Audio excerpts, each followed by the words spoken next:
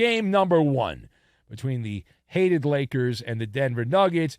Before that, though, it is on like Donkey Kong, the NBA's draft lottery. Ping pong balls in the air everywhere. Teams that were tanking to get a shot at the Parisian prodigy will find out whether or not they are the big winner. And if you believe the hype on this cat, whoever wins the lottery is set up to be a relevant NBA team for at least a decade, maybe longer than that. And the star, the prize from France, Victor Wembanyama, he's 7'2". He's 19 years old, and supposedly he shoots like Steph Curry, and he runs like a gazelle.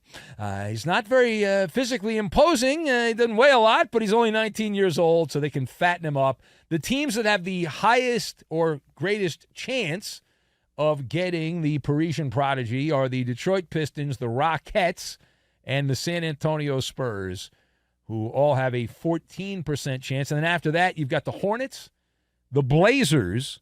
Boy, that would change things for Damian Lillard if Victor Wembanyama ended up there. The Orlando Magic.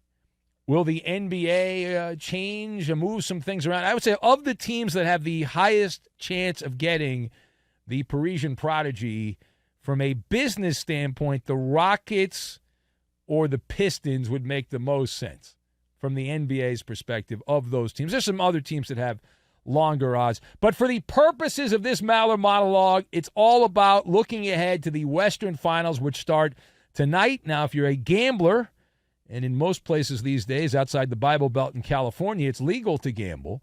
And so the Nuggets opened up a 6-point favorite. They have stayed a 6-point favorite. And most of the money, most of the cash coming in on Denver, the favorite, and most of the tickets. The tickets are pretty even, but the money, the cash is on the side of the Nuggets. If you're into such things, if you think that indicates one way or another what is going to happen. But it's Nikola Jokic, 2-time NBA MVP, versus LeBron James and the Lakers. So let us discuss the question. All right, the question is, what must the Nuggets do to beat the Lakers? The Nuggets coming in the number 1 seed. They have home court advantage in this series. So I've got Drawbridge, Thumb, and the Gap Factory Store. And we will combine all of these things together, and we are going to make some nice Rocky Mountain oysters, which is what LeBron James will be eating when he's eliminated by our Denver Nuggets, America's team now, the Denver Nuggets. Here we go, Nuggets. Here we go. Here we go, Nuggets. Here we go. See, all right, anyway. All right, so number one. All right, so the obvious answer, what do the Nuggets have to do? Be Captain Obvious. Score more points. They have to score more points. That's why you tune in to the show. They have to score more points. But outside of that, all right, outside of the snarky, obvious answer for Denver, the Joker must continue to be a hermit. He must continue to be a hermit. The Nuggets have yet to lose in the Mile High City. They're 6-0 on the home court in these playoffs. Only one of those games has even been relatively close. Only one of those games has been decided by less than 9 points. So Denver has done all that they have to do is just win the games at home. They're 6-0 there, as we said. Continue to be a recluse. Dominate the home court. Denver has also won a road game in each series so far this season. So not only have they been perfect at home, they've done well on the road, so they've got that going for them. And as long as that continues, just the home part of that continues, then they will be fine. All right? Protect the homestead. And my advice for the Joker is to pull back the drawbridge and make sure that the moat in front of the Nuggets arena is filled with hungry crocodiles. Because LeBron James, 38-year-old LeBron James, and fragile Anthony Davis, you have run gassers for those guys. You have physicality and make them run up and down and all around. A good recipe to wear them out, Now, page number 2 here. All right. How the hell are the Lakers in the Western Finals at this particular point? So the Lakers, as they often do this time of the year, they have the fairy godmother that looks out for them. In the Memphis series, you had Ja Morant, who clearly was still playing with his guns, and he also got hurt. He injured his hand in game one of that series, and that affected him the rest of the way. Set out one of the games.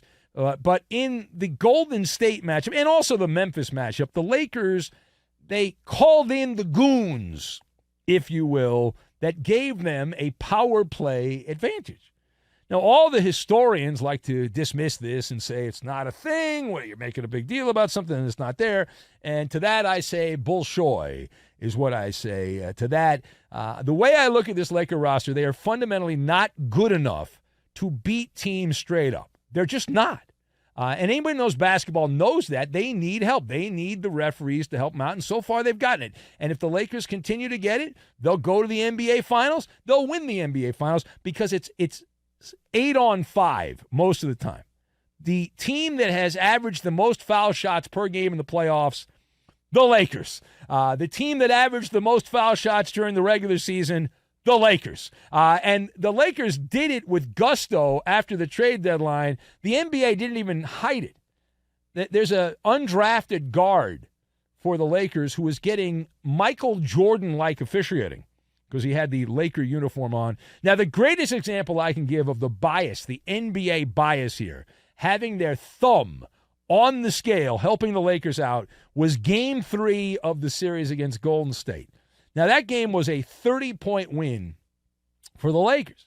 The Lakers attempted 20 more foul shots in Game 3 of that series against the Warriors. The myth, which a lot of dum-dums like to spread, is, well, it's because the Warriors shoot from downtown and all they do is shoot three-point shots and they don't try to go in the painted area. They don't try to go towards the basket. That's why the Lakers get all those foul shots. And it's not just biased officiating. It's just you don't know basketball. So we pointed it out at the time, but it bears going back. The problem with that hypothesis is it is a lie. It's not true. We've debunked it. The Warriors in that game attempted 41 shots in the painted area. The Lakers attempted 40. So Golden State was pretty even. They had one more shot than the Lakers in the painted area, but yet the Warriors attempted 20 less foul shots. Why? Because of crooked officiating. That's why. And that's the big concern for the Nuggets here going forward. You're going to have the officials who are going to side with the Lakers. And any 50-50 call, they're going to give it to the Lakers. We have no evidence it's going to go the other direction here. And if you if you breathe on LeBron James, that is a foul. If you give Anthony Davis the stank eye, that is the bonus. So the Lakers will be in the bonus. And as far as the X factor for the Nuggets, the thing that blows my mind is even with the clear bias by the NBA officiating, Golden State still wins that series if they just make the open shots. There's another myth that the Lakers are a good defensive team. They're not. How many wide-open three-point shots did Klay Thompson miss? How many wide-open shots did Steph Curry miss? And so visit the gap. Take advantage of the gaps in the Laker defense at the factory store there. And there were plenty of holes there. Klay Thompson and Steph Curry did not make them. It's obviously imperative. You're going to get a lot of open shots. If you're Jamal Murray, if you're Nikola Jokic and the other Nuggets, take advantage of the open shots because the Lakers are not very good defensively. They will leave you open. You will have opportunities. The only interference will be the air conditioning. That will be a problem, but guys like Aaron Gordon, Michael Porter Jr., players like that who have run hot and cold for Denver, they obviously have to be more consistent. But if you look at it side by side, I would much rather have Nikola Jokic than Anthony Davis. I'd rather have Jamal Murray at this point than LeBron James. Jamal Murray's younger. He's been a better player in the playoffs than LeBron James at age 38. And if you look at the numbers, it bears out that as far as shooting and things along those lines. So the Nuggets should win. They should win in 6 games.